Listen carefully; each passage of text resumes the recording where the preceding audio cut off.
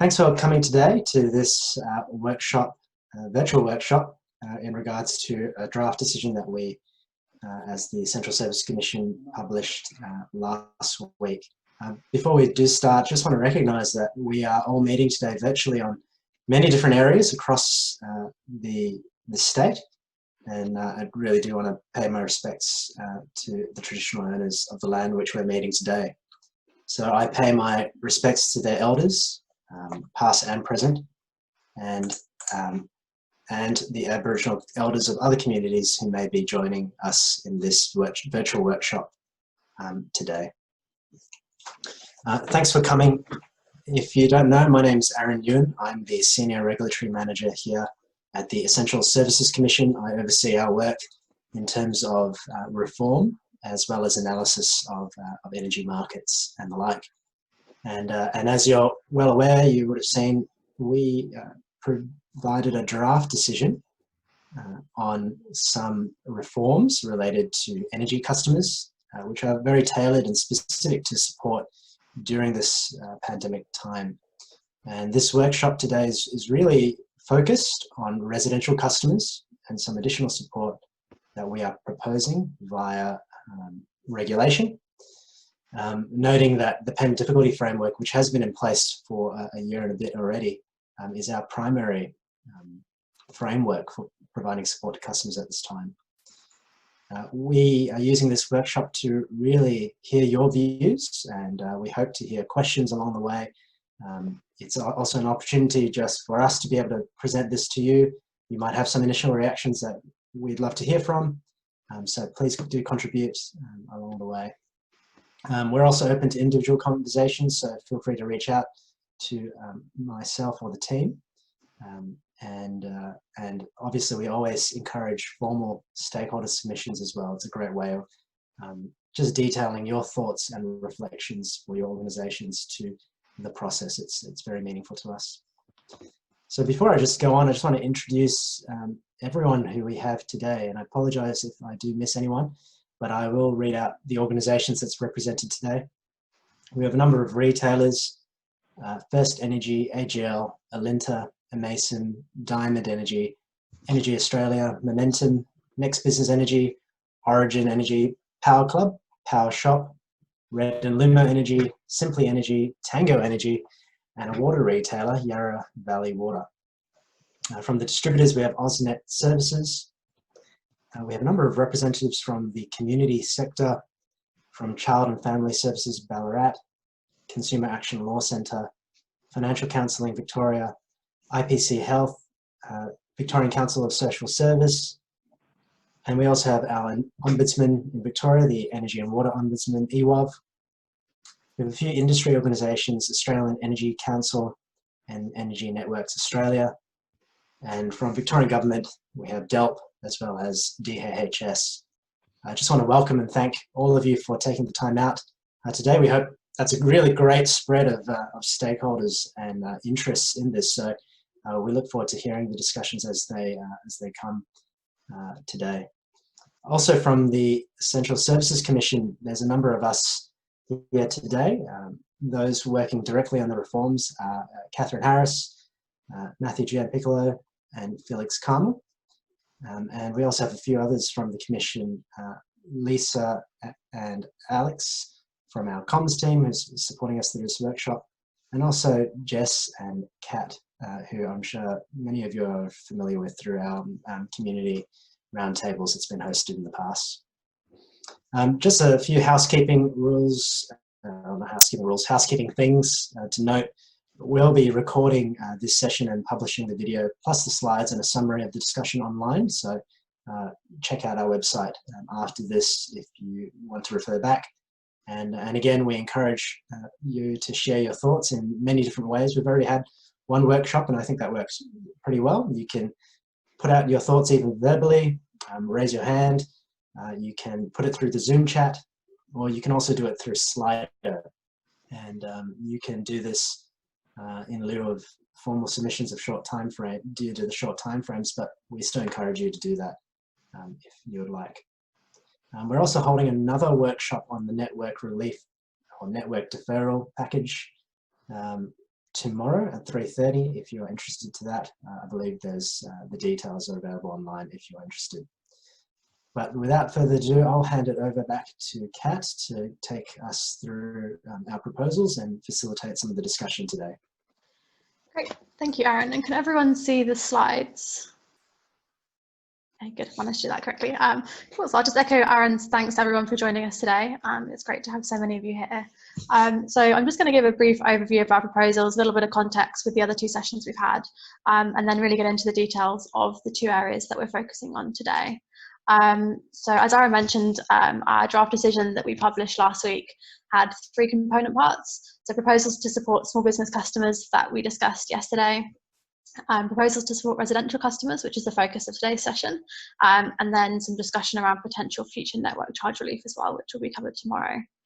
And on the residential customer side, as Aaron mentioned, with the context of already having the payment difficulty framework in place in Victoria, we're really just looking to see, given these exceptional circumstances, is there anything else that we should be doing, any targeted reforms that might be required to help support customers at this time.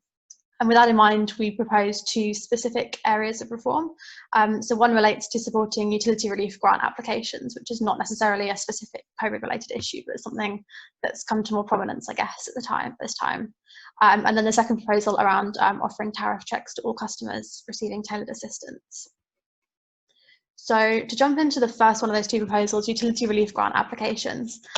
So the URG scheme has been operational for a number of years now, and it's a financial safety net for customers who are struggling to pay their electricity, gas or water bill that's overdue due to a temporary financial crisis. So we appreciate that at the moment there's additional government support in place in terms of job seeker and JobKeeper allowance for people who are in difficulties at this time. But for those customers who might not be eligible to receive those, the URGs could be an even more important financial safety net at this time. And something that consumer organisations noted, kind of raised some concerns us around, is some of this data that's showed in the graph on the slide. And this is to do with the difference between the number of utility relief grant applications that retailers are sending out to customers to complete, and the number that make their way back to DHHS to be approved. So that's the difference between the blue and the pink bars in this chart here. And especially when you compare kind of the difference between electricity, gas and water, there's quite a variance there. We understand, especially in electricity and gas, that it tends to be more common practice for retailers to send forms to customers, and then the onus is on the customer to kind of complete the form and get it back to DHHS with all the information that's required. We know that's not the case with all retailers, so some do work more with customers to help them complete the form, and we're hoping to get some kind of discussion going with people who already do this and to share some of their experience in a bit. And the numbers of those retailers seem to be doing a bit better in terms of the number of forms that do make their way back to DHHS. So in the light of this, we propose in our draft decision to issue a guideline requiring retailers to support customers in completing the application form and submitting it, including by submitting those forms online on behalf of the customer where it's possible and the customer consents to that happening. So we propose that this would be an ongoing requirement, starting from 1 October 2020, when we proposed the rest of the package would start. And the reason why we haven't proposed that these would be temporary requirements, as we have with the rest of the COVID proposals, is really because we don't think this is an issue that's specific to what's going on at the moment. So I guess there's more focus on URGs at the moment because more people might be relying on it, but it's an issue that has been around for a bit longer than that, and we think that there's a cause for being clear that these are ongoing expectations rather than just expectations at this time. So that's the proposal. I'm keen to open it up to discussion. Before I do that, wanted to hear from a couple of retailers who are already working with customers to complete URGs applications online and over the phone. So first of all, I'm hoping we've got Rob Morgan on the line. Are you there, Rob? Yes, here I am. Hi, Rob. Hello, how are you? Well, thank you. How are you? Good. So Rob is a support manager working for Yarra Valley Water, and they've been doing a lot to try and help their customers complete application forms and submit them to DHHS. So I was hoping Rob would just be able to share some of their experiences with everyone, just to give a sense of how this can work in practice. Yeah, sure.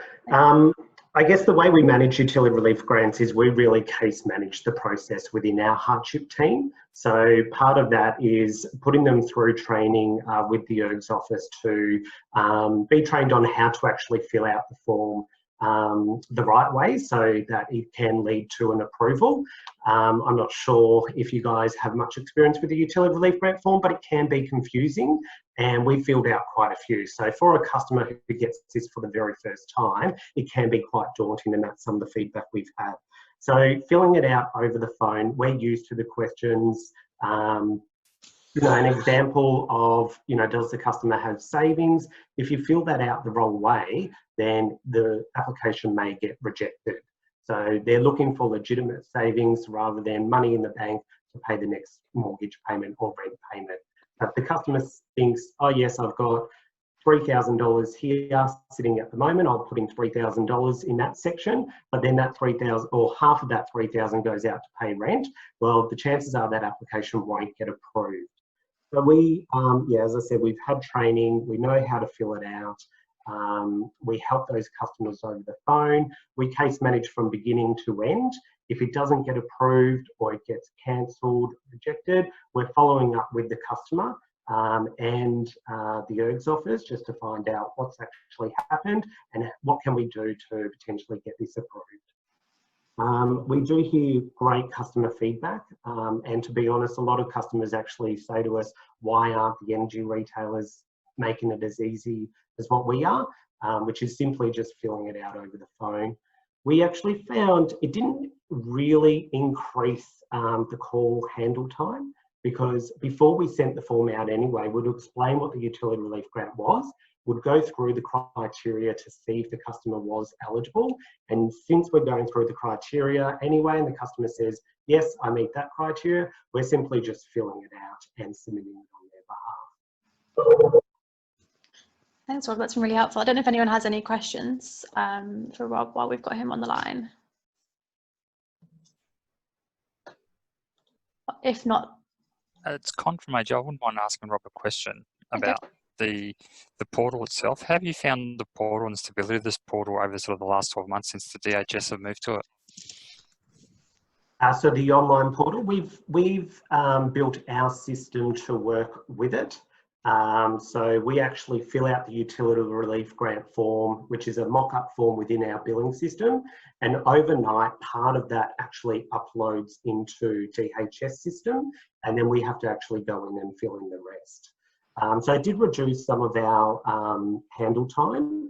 What we actually found is, especially now that an application can go through a top-up process, by having that note on our system of the reason why they applied helps us out when we look at that account in 3 months' time and talking to that customer about reapplying, and we have a look to see why they applied in the first place, and then have their circumstances changed or not, and then we're just simply reapplying. So we found, I hope you don't mind, Aaron or Catherine, just ask follow-up. Are you saying therefore you're not doing the form live? Because the reason I was asking is that we've had real problems with the stability of the system freezing and therefore rejecting things and having to restart lots of applications, which is making it very difficult to process efficiently the forms for the customer, or the customers themselves are having it difficult processing because of the portal and not being stable and cutting out. Yeah, so I guess, our model is front of house, back of house, and the front of house is filling it out in our system, and then the back of house is uploading it, part of the form in, and then getting admin support people to fill in the rest.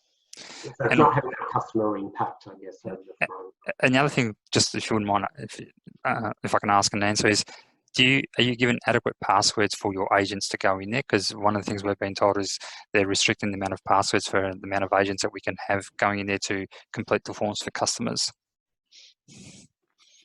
Yes, so in our hardship team, because again, we manage this in our hardship team, we have about 12 consultants who do have access, so we haven't come across that barrier yet.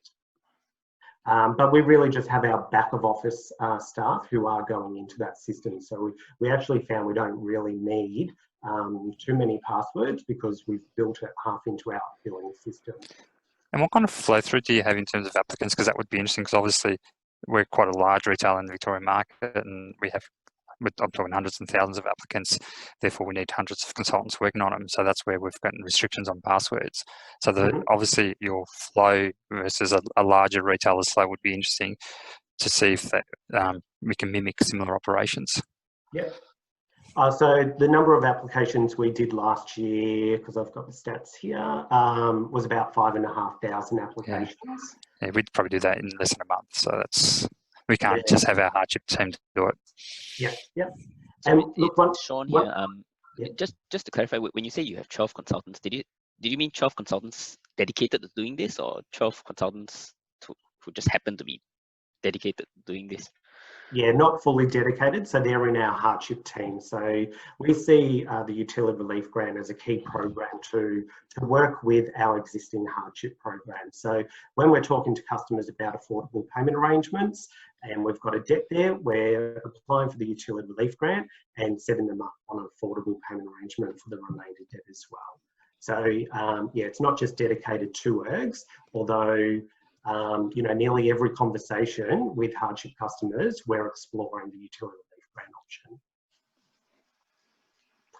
I guess some benefits we've noticed too since doing this, probably 2 years ago, we noticed with our stats that 50% of our applications that we were sending to customers were being cancelled. So really, the customers were telling us they needed the help, and then when we saw the stats, they weren't actually getting that help. So since we've been filling it out over the phone and submitting that straight away, we've actually seen a huge shift in the last 12 months with that stat, where we've got over 80 to 85% of our applications are now being approved, and the cancellation rate has dropped down to about 10%. And the rejected rate has consistently stayed the same, which is quite low at around less than 3%. So by filling it out over the phone has really made that big shift in the approval rate too. Hey Robbie, it's Courtney from Origin. I just had a question around how you've found the processing timeframes from the time you submit an application to when it's actually approved.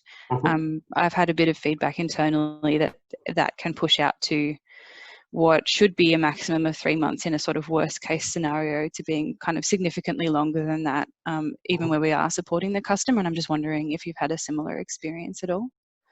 Yeah, so we definitely experienced that around Christmas. I think we all did.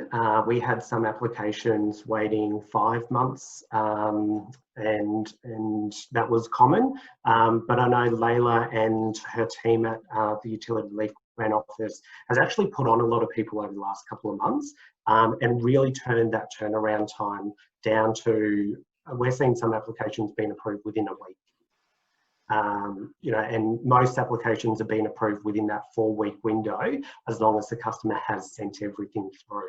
And again, because we case manage it, if we notice that an application has cancelled or hasn't been approved within, a 4-week window, we're checking in, touching base with that customer, seeing if they have sent in that information or if they need help from us. And we almost treat it like a sale. Do whatever, I say to my team, do whatever you need to do to get that ERG approved.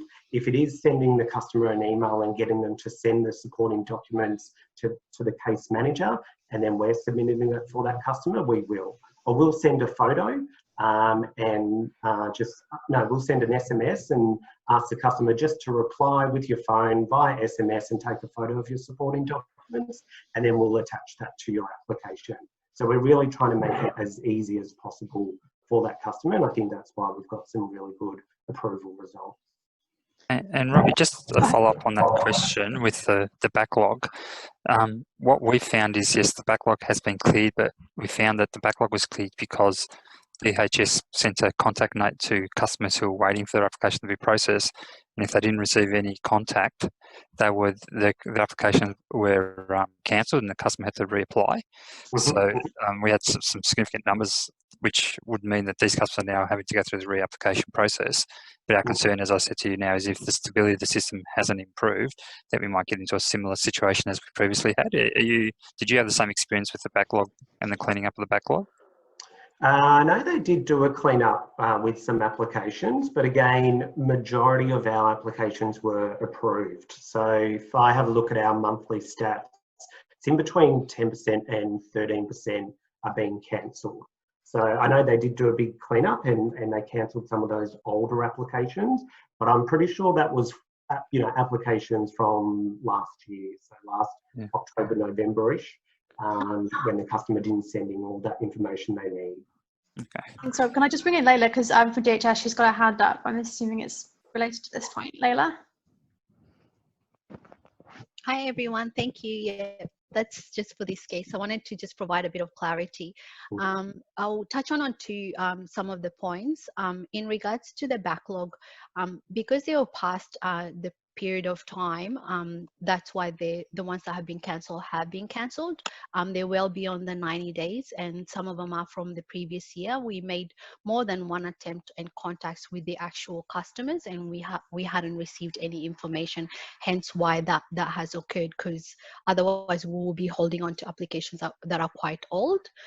The other avenue in terms of the system accesses or anything like that, or if you're experiencing any issues, we do have our ERGS review email address that you can respond to.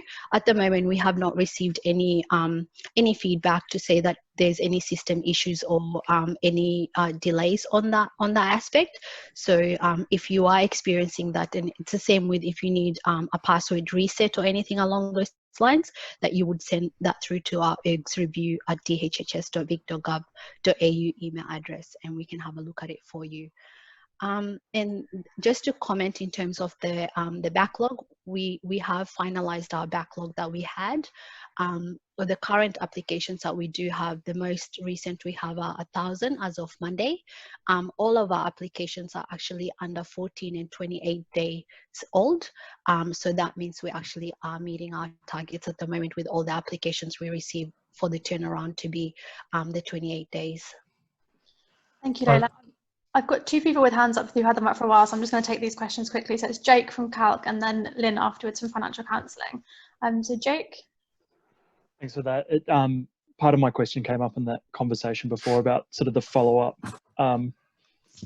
when you need supporting documents, those sorts of things. So thanks for that, Rob. And I guess just as a comment on that, looking at the draft guidance, it didn't really, it was mentioned in the paper, but it wasn't really in the guidance to have that follow-up, because I think that would be quite critical where people just do get confused with this form. That's a lot of the referrals we get. And those are appropriate often where there's quite complex financial issues. So just wanted to raise that, and also make the point that if there are problems with the system, it still would be great for retailers primarily to be pursuing these issues with the DHHS, because it really just does tie up our financial counsellors filling out these forms a lot of the time with people over the phone, and we've got less access to see the form live or know the issues with DHHS. DHHS are good at informing us generally of what's going on, but it would be really helpful to financial counsellors to have this wherever possible done over the phone. If there's less steps in the process, it's less likely to fail. Thanks, Jake. Can I just take a question from Lynn as well, from Financial Counselling Victoria? Thanks. I did want to say that I think the water companies do have best practice. So thanks, Rob, for your explanation of the processes that you put in place. Can I ask, since a lot of our clients would basically be from different backgrounds and not speak English as a first language, how your company deals with that? Or does that become then too hard and then you refer it to a support agency? Because do you deal with the interpreter services as part of the practice? Because I haven't seen that in the recommendations that that interpreters be used as a consistent form of practice. Yeah, I think that's a really good point. Obviously, using an interpreter has its challenges, but we definitely do use it. And the verbal consent that needs to be played if you are filling out the application over the phone, we've actually had it translated into 4 different languages, which is our top 4 languages that we have at Yarra Valley Water. I'm lucky enough to have an Arabic-speaking person within the team, so we use that skill within the team, but everything else we will use an interpreter. Sorry, Catherine. Sorry, Catherine. Just a couple of comments. It's Alpha Power Shop. Layla, just a couple of points to Layla. Appreciate that things are within 14 and 28 days. It's great. It's good to hear. Something that as a smaller retailer, we're appreciative of. I'm concerned though, if there's going to be a potential blowout, and we're literally just waiting for Daniel Andrews to announce a certain lockdown about to occur now. Now there's going to be another uptake of ergs that are going to be coming through, I would envisage, in the next 2 to 3 weeks, 4 weeks even. Now, when it comes to this 90-day thing, I would suggest that the DHHS actually waive that, because what we don't want to come across is another blockage, the likes of which we did receive earlier this year. I just don't think that that's just because it reached the 90 days and the customer did the right thing, the retailer did the right thing, that then, first of all, a customer then has to receive a letter to say, oh, hey, by the way, because our systems didn't cope, you're going to have to redo your application. So the second point, and I can't talk for other retailers, we actually never received notifications to advise that the form had been cancelled at that point in time. We would have the customer having to ring us and say, hey, what's going on? So I think there's quite a few little issues around that particular process. And if just the other final thing I want to touch on is at some stage, whilst I understand there's this three-way process between retailer, customer and the DHHS itself, I look at the model that the guys up in Queensland and New South Wales have. Now, predominantly the relationship is between the customer and the DHHS itself. The only time the retailer gets involved is when they're advised that this is a particular grant that we're approving for the customer, please put that on their bill. So I think it's also overdue to really actually see what this process looks like whilst we're debating certain rules that retailers will have to abide by. I get it, I understand it, it helps the customer, but what would also help the customer is to make a process far more efficient than what it was 10 years ago. So it's Con. I think I just need to confirm what Alan said. Like, we want to help the customer, and we would like to do the online processing for the customer, but we just haven't been able to do it because of the teething problems DHS had with the portal. We're concerned also because of the number of rejections that have occurred, that's going to put some pressure back onto the system. What we haven't had, and I think DHS need to come to the party here, is acknowledgement from DHS that they had problems, to fix them and give us a timeline that these things will be fixed in terms of system stability. Because if the EC makes this rule, and as Alan said, we start putting these applications through, it's just going to crash the system, and the 90 days will be we'll hit the 90 day again and have to go through the whole process again. So it's important, as these rules are made, to do something for the customer, that DHS also come to the party and make the appropriate system changes and support the rule to allow for these applications to be processed, especially in a period of a lockdown. Can I just say, I'm going to interrupt everyone. Daniel Andrews has said Metropolitan Melbourne is in lockdown for 6 weeks. Thanks for that. Thanks. Can I just commentary on that in terms of the questions that have come across from Alan? Just in regards to that, the information for the cancellations was actually provided to all retailers and all parties that were involved quite ahead of time, and contact with customers was also entered into. So numerous contacts, not only just text messages, but also via letters and email details. The cancellations that have occurred and information on the cancellation request were provided to everyone. That included all the retailers well in advance before they were cancelled. And in regards to us getting more applications coming through due to current environment, as far as our understanding, our system is quite stable at the moment to be able to work with that request, and we've got sufficient resourcing to be able to actually cope with that. But if it's for yourself internally with PowerShop that you do have queries and things like that, I'm happy for you to contact us, and we can work with you alongside to having some of any issues or information that you do have for it to be addressed. Yeah, thanks, Layla. I appreciate that. I can tell you now, we did not receive those communications at PowerShop, so I'll take that up with you offline. Yeah, sure.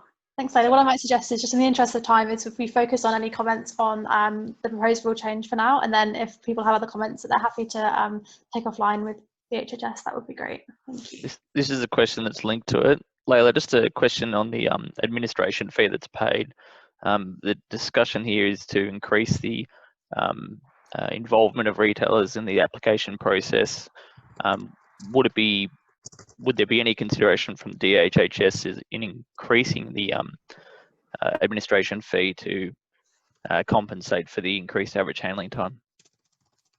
Unfortunately, I can't comment at that at the moment, because I'll need my team that does the contract management to be able to have a look at it. But I will take that on board and have a discussion with them as well. Thanks. Cindy, can I ask a question? It's Cindy Hartley from Origin Energy. Of course. I'd just like to ask if we have to complete the forms on behalf of the customer, would we have a say on what data is actually captured there? So the amount of data, the type of data, it's not the usual type of data that we would typically capture on behalf of customers. So I guess it's you providing the information that you think is needed to fill out the form. Yeah, sure. Would we have any ability to discuss that or influence the data that's requested on the forms are what we require as DHHS to be able to make the applications and to assess them. And so the actual current online form is a new version, which is the one that was created on the 1st of July. But if there is any feedback on once you start entering the data, and you are more than welcome to provide us. And that's why we have that ERGS review team to be able to add and amend as we go along. Okay, and just a question for Rob. You said that you've sort of semi-integrated this into your systems. How long did that take to do? Look, that didn't take too long internally, so we were quite lucky. It had high priority because we actually really see the value of the utility relief grant. It's a win for the customer, it's a win for the business. It gets debt paid off, and we get really good customer engagement through that. So I did have high priority. We worked with Gabrielle from the ERGS office, who's very helpful, gave us the training environment, and yeah, we had that implemented within 3 weeks. Once we actually met, worked it out with our IT guys, and then tested and implemented. Sorry, what time frame was that? Sorry, 3-week time frame. 3 weeks. Yeah. And you said that you've seen no increase in AHT. Is that just for your front end agents? And therefore, what does the back end system? How does that work? Is it a combined no change from AHT, or actually it's just no change to the front line because they're just doing part of the form? Yeah, so we actually found no real change to the front line. Again, because it's managed within our hardship team, we are often having those sort of conversations around, you know, what's happening for you. We don't ask those questions, you know, similar to what you mentioned. We don't need to know all those questions that the utility relief grant form asks, but we actually found it does help us get a better understanding of what's going on for that customer. And the way we get around that too is that we're honest and we say, look, apologies, these questions are a bit personal. If you're not comfortable answering any of those, let us know, and you can actually go into the application and fill it out yourself.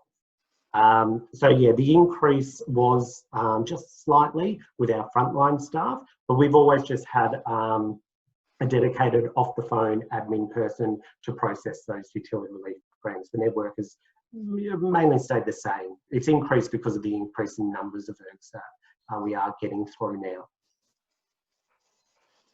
So it's Joe Kremser here. Look, just responding to the lady from Origin, sorry I didn't catch your name. We have implemented a process along these lines.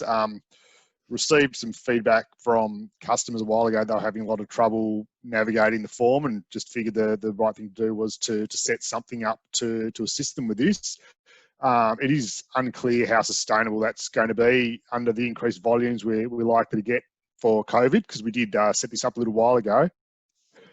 We've seen an increase in AHT of, I think it was an average of 18 minutes. So it's had quite a substantial impact from our end. I just got a question, Robbie, in terms of your integration to the system. I mean, you said it was given high priority within the business.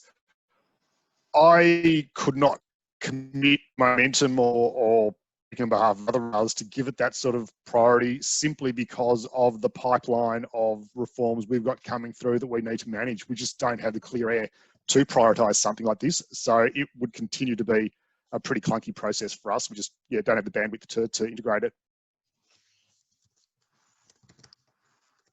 That said, we have had a very good response from customers that since we have implemented this process, we're getting, I think, about 100% success rate, and we're down to about 30 before when we were just sending out. There is definitely something to be gained from assisting customers through this process, but as a number of my colleagues have said, I think it's incumbent on everyone to come to the party to do what can be done to simplify processes, to simplify the forms themselves, so it is not just retail businesses who don't have the regulated income stream that the water businesses have on the line supporting their customers, because it is quite a big impost in the midst of all the other things we're being asked to do. Thanks for those comments, Joe. Travis has got his hand up. Oh no, sorry, that's not a hand up. Yeah, it's a clapping symbol, sorry. Sorry, I misinterpreted that.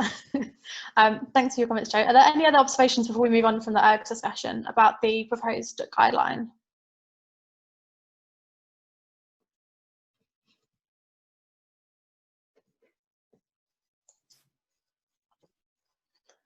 Thanks, everyone. I just want to also just say thanks for all the discussion so far and sharing from Rob as well, from Yarra Valley Water. But these are all useful things for us to consider. Okay, thanks, Aaron. If there's nothing else on the ERG side, I'm going to move on to the second proposal. And Rob, I know that you might not be able to stay for all of this, so thank you for joining us if you are. I'm going to go. So the second proposal, if my slides will start working, is to do with offering tariff checks to customers. And so the motivation behind this policy proposal was the fact that as we're coming into winter, obviously we're seeing customers start to consume more, and with customers being at home more as well due to lockdown, we're also seeing consumption going up. We've been getting data in from distributors showing consumption levels, and they've been up April, May and June compared to last year. So it's more important than ever that people are on a tariff that's appropriate for them. And we know that people get the best offer message on their bills, but this isn't something that everyone's necessarily going to see or understand or act on. And so in this time, we're proposing to make a temporary requirement to extend the tariff check requirement to all customers on tiered assistance. So this is currently something that's in the code and required for customers on tier 2 tailored assistance. So customers who missed a bill payment and can't afford the ongoing cost of their energy. We're proposing to extend that to customers who can afford the ongoing cost of their energy but are in debt. And yes, proposing this would be a temporary requirement in effect for 6 months from on October 2020. So we would welcome any views on that proposal. I'd just say from Cal's perspective, we really support this, and but sort of question why it would be a temporary proposal. It seems to make sense if people are experiencing payment difficulty at any time to minimise things up front and have the early assistance. So I guess it's made temporary in the context of the COVID requirements. That's kind of why we're looking at this, to do something for that COVID period. I guess there's a PDF review due to happen next year where the effectiveness of this might be considered, and we'd see where to take it next. Yeah. Thanks for that context. And sorry. I've got a few others if it's all right to jump in and get them out of the way before. Thanks. Go for it, yeah.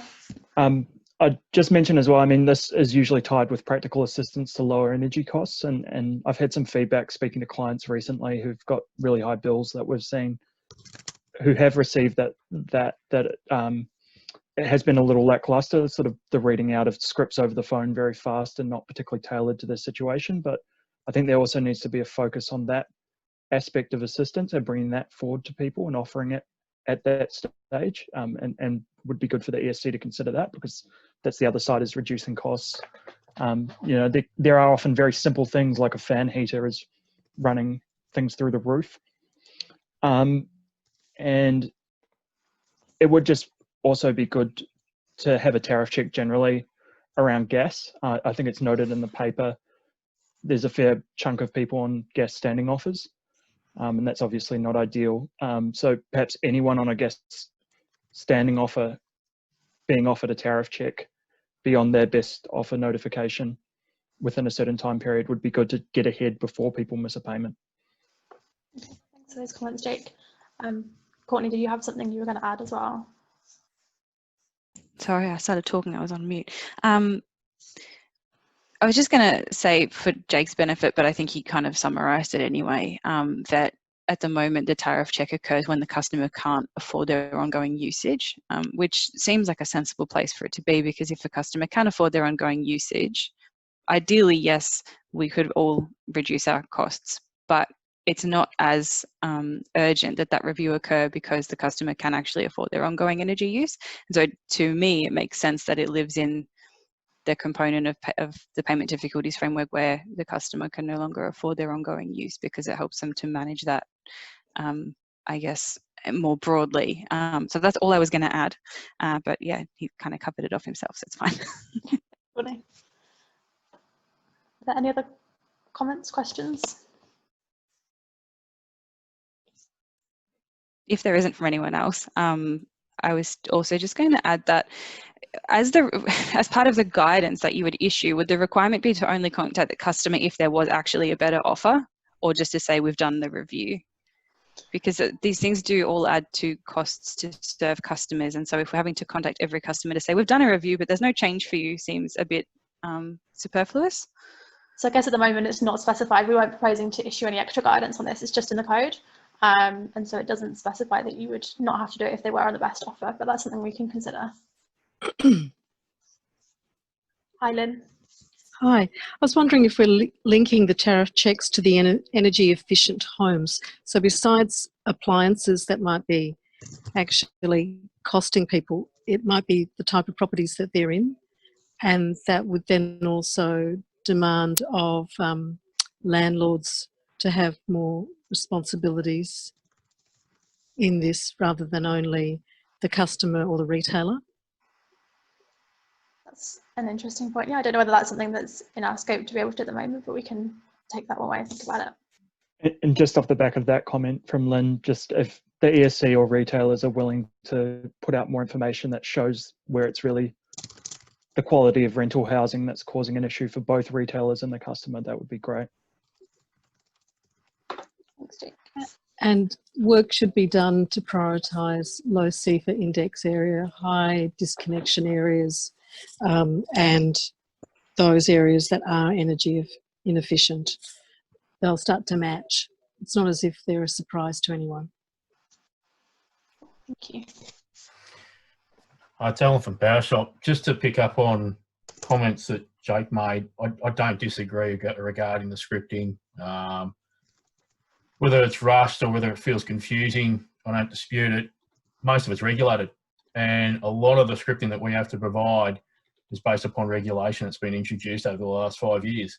So when you've got call centre agents trying to help out the customer, then they also have to try and abide by certain scripting provisions, and then trying to personalise that back the other way with the customer. You can understand why the customer probably is confused. And I think if you then go to a tariff checkpoint when you've already given best offer on the bill, and more often than not, the customers are ringing because they've received the bill. So you've already got best offer on the bill. It's already told them that they're either on the best offer or actually you can transfer to this. The conversation's already been had, or it's about to take place. So to then talk about that, and then talk about a tariff check, by the way, you've got to understand, I think we need to understand how much do we actually want to overload the consumer with at that point in time. I get that it's not going to be absolutely, whilst it's in the code, it'll be, I would think that there's a fair bit of flexibility around this, and it has to tie back to what's the priority. Is it best offer on bill that's already told the customer they're on the best tariff they can possibly be on, or do we ask the customer not to worry about best offer on bill and give us a call and we can talk about the tariff? These are the sort of things that have to be consulted on a lot more, and stepping into the consumer's shoes rather than just trying to make up rules as we go, because it feels like it's a good thing to do and it's great from an external perspective for certain people. The actual feedback on this has to come from the customer itself, because we're probably getting similar views to what Jake's suggesting, but then we will also get a lot of our PowerShop customers will probably say, we don't need that tariff check, we're engaged. So I think it's just it's got to be, if you're going to put this in place, we need a lot of flexibility with it too, because it's going to interact with other rules. So I take your point, Alan. I guess the way we put it into the code, we haven't been particularly prescriptive with this specific thing about how we've done it. So if the customer phones up and they say they've seen their best offer and there's an indication they don't need a tariff check because they've already noticed their best offer, then you would have fulfilled the requirement by already. I get that, but again, it's on principle of making regulation. If you put it in the code, we're now obliged to actually make some sort of reference to tariff check, to a tariff check, and that's what I'm saying. For the sake of just trying to keep your principled regulation in place, the customer probably doesn't need it, but we're going to be obliged to at least have it on record to say, oh, by the way, have you got the right tariff? The customer, a lot of the time, the customers are saying, well, you've already told me back on my bill. I already read my bill. Mm-hmm. It's told me it's right. So we've got to be very, very careful about the customer experience on all this. And not just for the vulnerable customers, but for customers that are engaged that don't want to hear that sort of stuff. I take your point. Oh, sorry. So I'm just hearing from that, one thing for us to consider is leveraging the best offer message on bills as part of this tariff check requirement, if there can be some synergies there. And just on that one, I think, Alan did say there's different cohorts in relation to that, but I'd encourage just multiple interventions, particularly in the interest of helping vulnerable customers. I spoke to someone yesterday who called through to us with quite a substantial debt and had just been missing the best price offer. And they're just simply overloaded. That said, it would have been better in a phone call to discuss than just on the bill. It's going to work differently for different cohorts, and getting as many interventions in there that are as tailored as possible, which should be the aim. I think we're somewhat agreeing there, Alan. I understand you're also pointing there's many things to consider on a regulatory manager's end. Yeah, that's right, Jake. It's case by case, is it not? I think that's the whole point. I think it's a case by case basis, and we need to make sure that it allows that to remain. It's Courtney from Origin. I just have a question on when the threshold is met, because at the moment the threshold for tailored assistance is usually $55, and at the moment, for the purposes of reporting to the ESC, there's a $0 threshold being used, and it's not entirely clear to us which you would like us to use for the purposes of the tariff check rule either. So, I mean, I didn't realise we had a $0 reporting. Aaron might want to jump in on this one, but I would say it's $55 in the code. That's the one we'd be expecting retailers to follow. Except that the reporting is specific to the pandemic, and this change is also supposed to be related to the pandemic. So there would be a disconnect between the numbers you would be getting from both sets of data. I think the main reflection on the $55, I mean, this is a technical one from the reporting performance data, as I understand. When we last consulted it, I think that is separate to the actual code obligations that's required under the retail code, which recognise the $55 threshold in terms of the triggers for when information is provided and the like.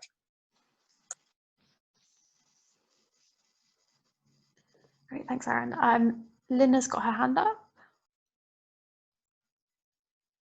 Sorry, no, that was from before. I apologise. It didn't lower it. Sorry, I'm listening to Daniel Andrews at the same time. Sorry. Apologies. Are there any other comments or questions on the tariff check proposal?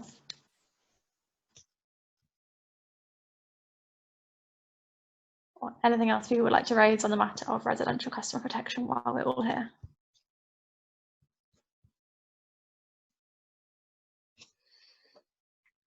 I'm not seeing any hands up, but I'm not hearing anything. So if that's the case, then we can finish a bit earlier. I'll just do next steps very quickly.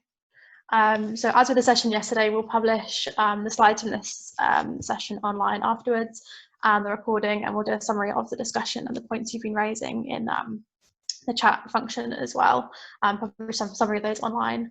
The consultation closes next Tuesday, so we welcome submissions to Engage Victoria, but also if you want to get in touch to have a discussion with us, very happy to do that as well. Please just drop us an email. And just thank you all for your time. It's been great to have all the discussion. Thank you so much. Yeah, that's it from me. Thank you very much, everyone.